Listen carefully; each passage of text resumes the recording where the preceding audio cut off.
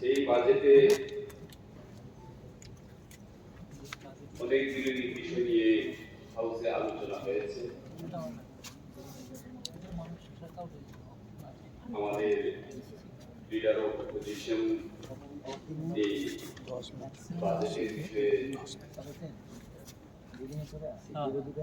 যে কথাগুলি উল্লেখ করেছেন সেটাকে সমর্থন করে আমি এই বাজেটের মধ্যে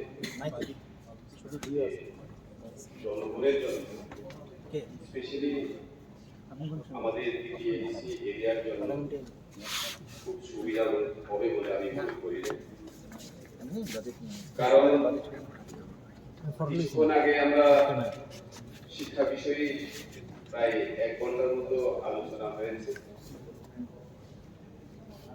বাজেটের মধ্যে শিক্ষার জন্য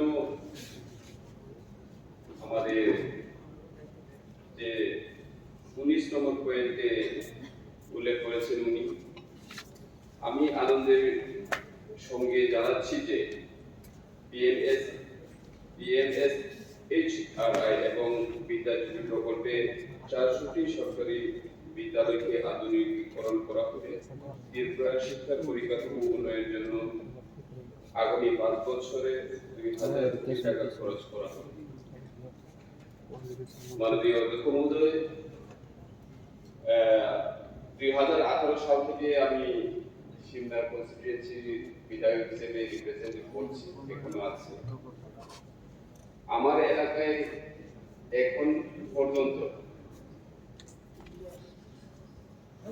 যখন থেকে আমি বিধায়ক হয়েছি তখন থেকে আমি অনেকবার চিঠি দিয়েছি যে আমার এলাকার স্কুলগুলিকে উন্নত করার জন্য, 2 স্টোরি বিল্ডিং করার জন্য এবং যে হাই স্কুলগুলিকে আপগ্রেডেশন করার জন্য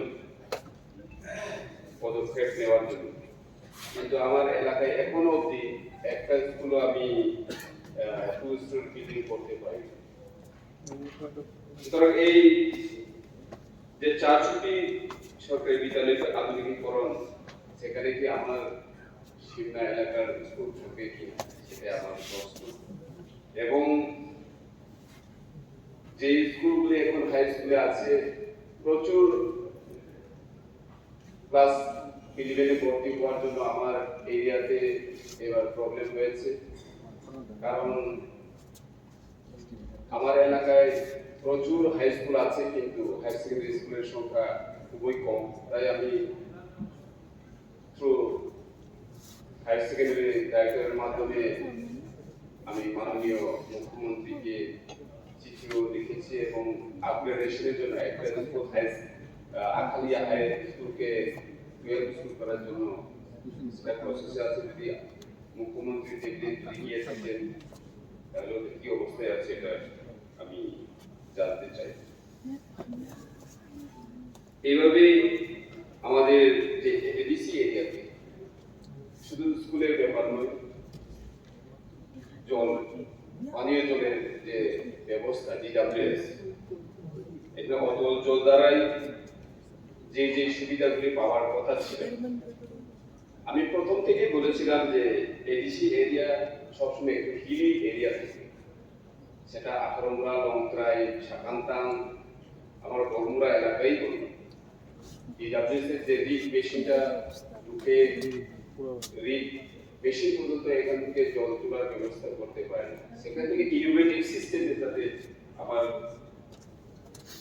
গ্রামের জনগণরা যাতে জল পাওয়া যায়, সেই ব্যবস্থা এখানে এই বাজেটে DWS এর জন্য অনেক টাকা বরাদ্দ করা হয়েছে। কিন্তু আমরা দেখা যায় প্র্যাকটিক্যাল করতে গেলে বলে অনেক কিছু অসুবিধার সম্মুখীন হয়। তাই আমি মনে করি স্পেশাল ভাবে এডিসি এরিয়ার জন্য, এডিসি এরিয়ার লোকেদের জন্য যাতে জলের ব্যবস্থার জন্য স্পেশাল ভাবে হাই রিক ব্যবহার করেও যদি না হয়, তাহলে ইনোভেটিভ সিস্টেমে আমাদের জনগণকে পানীয় জল ব্যবস্থা করার জন্য আমি এখানে বলতে চাই। এবং পানীয় জলের সাথে সাথে পঞ্চায়েত ডিপার্টমেন্টে প্রচুর এখানে অর্থ দেওয়ার জন্য এখানে ঘোষণা করা হয়েছে।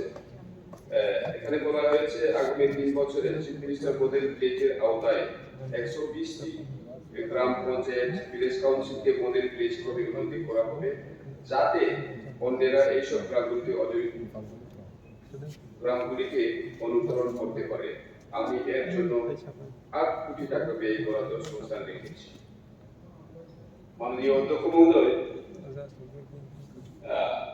আমার কনস্টিটুয়েন্সিতে, শুধু আমার কনস্টিটুয়েন্সি নয়, সারা ত্রিপুরায় প্রচুর কনস্টিটুয়েন্সিতে মুখ্যমন্ত্রী চিফ মিনিস্টার মডেল ভিলেজ করা হয়েছে।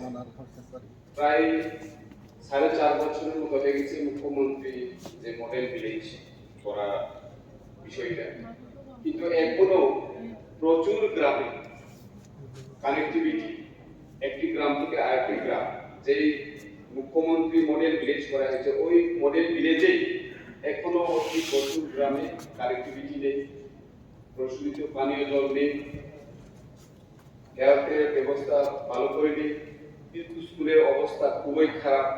তাহলে তাদেরকে কিভাবে আমরা মডেল ভিলেজ বলতে পারি? মডেল ভিলেজ আমরা করতে ইচ্ছুক, কিন্তু যে শুধু নামে শুধু সাইনবোর্ড লাগানো আছে এখানে মুখ্যমন্ত্রী মডেল ভিলেজ, কিন্তু প্র্যাকটিক্যালি সেখানে কিছুই হচ্ছে না। খুব চেষ্টা করেছি, খুব চিঠি দিয়েছি, যে গ্রামগুলিতে ওই মডেল ভিলেজের আন্ডারে যে গ্রামগুলিকে এখনো কানেক্টিভিটি হয়নি, এখানে অ্যাম্বুলেন্স যেতে পারেনি, এখানে ওখানে যে কোনো সমস্যা হলে গাড়ি যেতে পারে না, ফায়ার সার্ভিস যেতে পারে না, ওইসব গ্রামগুলিকে মুখ্যমন্ত্রী মডেল ভিলেজ শুধু নামে না করে ওইটাকে প্র্যাকটিক্যালিও যাতে মুখ্যমন্ত্রী মডেল ভিলেজ যদি বাইরে থেকে কেউ আসে ওই গ্রামগুলিকে দেখে যাতে বলে যে হ্যাঁ এটা করেছে, কিন্তু শুধু পোস্টারিং, শুধু নেম প্লেট দিয়ে মুখ্যমন্ত্রী ভিলেজ করলে হবে না। এবং পঞ্চায়েত ডিপার্টমেন্টের আন্ডারে আমাদের বিসি এবং ব্লকগুলি চলে, কিন্তু ব্লকগুলির আন্ডারে এখন বিসি যেভাবে চলছে, বিসি সব এডিসি অথরিটির কাছে, কিন্তু বিসি ইলেকশন এখনো হচ্ছে না। প্রায় 2 বছর পেরিয়ে গেছে। আমরা ডেমোক্রেটিক কান্ট্রিতে বাস করি, আমরা গণতন্ত্রতে দেশে বাস করি, কিন্তু এখন গণতন্ত্র দেশের মধ্যে এই ভারতবর্ষে এখনো এমন কোনো রাজ্য নেই যে রাজ্যের পঞ্চায়েত, গ্রাম পঞ্চায়েত হোক, বিসি হোক 2 বছর পেরিয়ে গেছে কিন্তু ইলেকশন হচ্ছে। রাজ্য সরকার কি করছে? সেখানে আমাদের প্রশ্ন। কারণ যদি আমরা কৃষি ইলেকশন না হই, ওইখানে কৃষির যে কর্মকর্তারা, যারা মেম্বার, চেয়ারম্যান, প্রধানরা থাকবেন, তারা কিভাবে কাজ চালাবেন? ওখানে এখন রাজ্য সরকার বলছে এডিসি অথরিটি থেকে যে চেয়ারম্যান, ভাইস চেয়ারম্যান করা হচ্ছে, ওদের কথাই চলবে না। হ্যাঁ, তাহলে এখানে শুধু পঞ্চায়েত ইনচার্জের কথাই কাজ চলছে। এভাবে কিভাবে উপজাতি এরিয়ার এডিসি এরিয়ার লোকেরা সরকারি সুযোগ সুবিধা পাবেন সেই দিক দিয়ে বিবেচনা করা উচিত, এবং সেই বিষয় নিয়ে এই বাজেটে ধরা উচিত ছিল। নেক্সট আসবো আমি রেভিনিউ ডিপার্টমেন্ট। রেভিনিউ ডিপার্টমেন্টে এখানে বলা হয়েছে, আমাদের অর্থমন্ত্রী বলছে আমি উদয়পুর এবং ধর্মনগরে 67.20 কোটি টাকা ব্যয়ে নতুন জেলা শাসক কার্যালয় নির্মাণ প্রস্তাব করছি। Sabroom, Udaipur, Kailashahar, Kumarghat SDM office building এবং এসডিএম রেসিডেন্সিয়াল কোয়ার্টার নির্মাণের জন্য আমি আরো 27.99 কোটি টাকা ব্যয় করার প্রস্তাব রেখেছি। সেটা দেখে আমার খুবই কষ্ট হয়েছে যে আমি মুখ্যমন্ত্রীকে একটা চিঠি দিয়েছিলাম যে আমার সিংহা এলাকায় একটা ব্লক রয়েছে, সেটা হচ্ছে হেজামারা ব্লক, তার পাশাপাশি আরেকটি ব্লক রয়েছে, সেটা হচ্ছে লেপুঙ্গা ব্লক। সেই হেজামারা ব্লক এবং লেপুঙ্গা ব্লককে নিয়ে, দুটি ব্লককে নিয়ে একটা এসডিএম করা যায়, তাহলে সেই এসডিএম অফিসটা হলে পরে আমাদের ভারতবর্ষের যে প্রধানমন্ত্রী মোদীজি, ওনার যে ইচ্ছা যে সবকা সাথ সবকা বিকাশ, এই মন্ত্রকে আমরাও বিশ্বাস করি।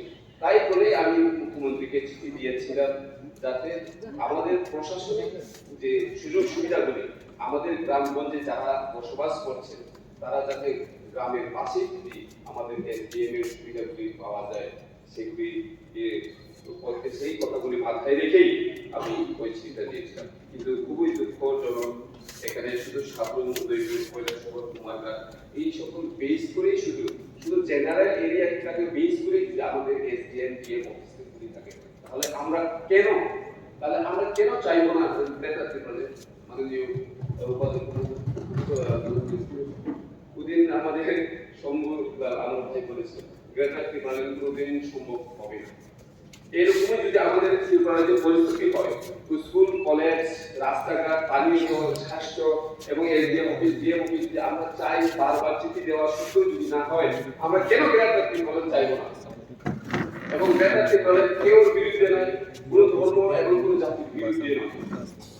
আমরা জানি ত্রিপুরা ছোট্ট, কিন্তু ছোট্ট হলেও এখানে যে পরিস্থিতিতে যে লেভেলে ডেভেলপ হওয়ার কথা এভাবে হচ্ছে না। স্মার্ট সিটি হচ্ছে, স্মার্ট মিউনিসিপাল কাউন্সিল হচ্ছে, আমাদের এক্সি এরিয়াতে কয়টি স্মার্ট ভিলেজ আছে নেই তো। সুতরাং ডেভেলপমেন্ট ক্ষেত্রে যাতে প্যারালাল ভাবে হয়, যাতে এক্সি এরিয়াতে ডেভেলপমেন্ট হয়, সেইভাবে যদি আমাদের বাজেটে যদি ধরা থাকতো তাহলে আমরা খুবই আনন্দ হতাম।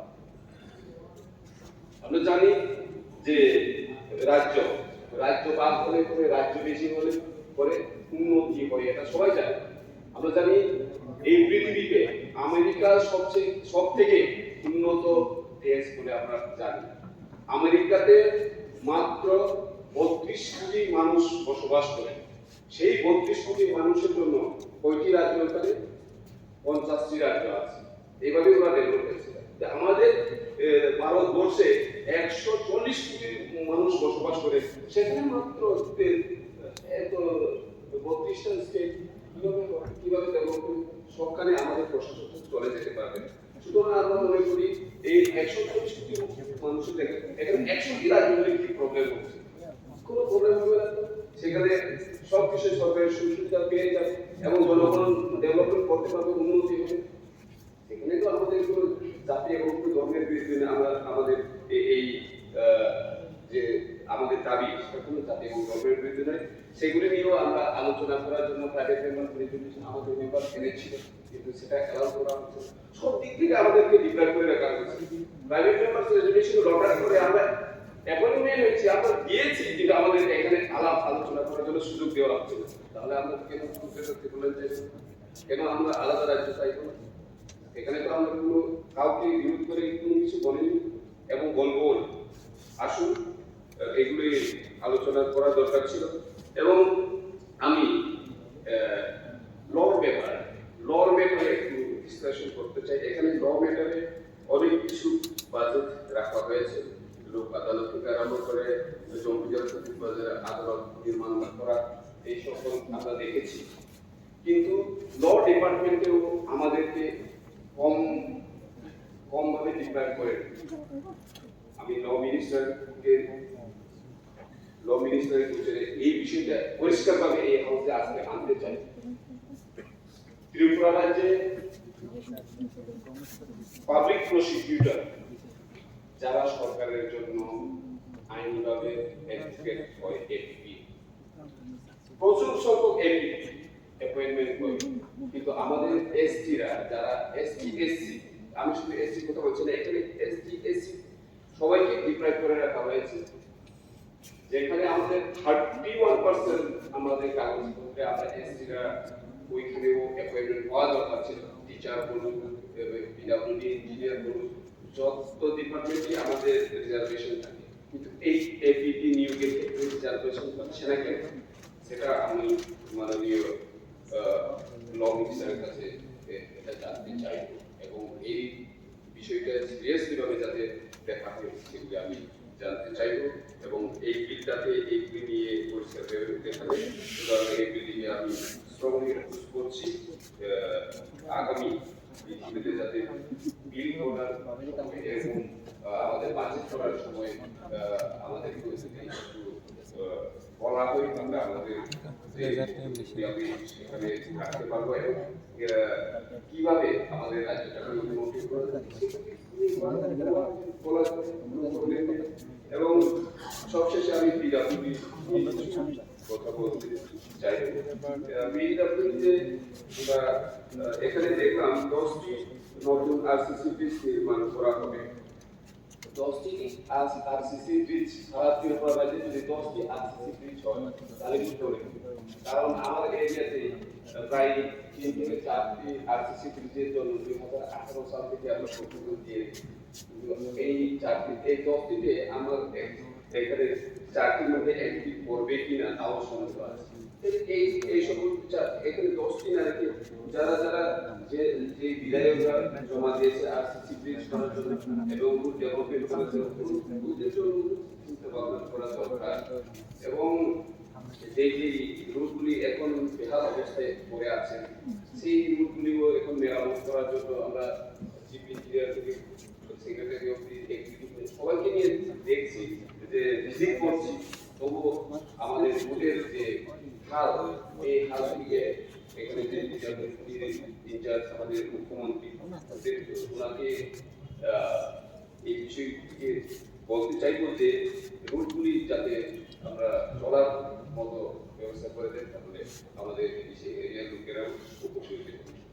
এটুকু বলে ধন্যবাদ আমাকে সময় দেওয়ার জন্য।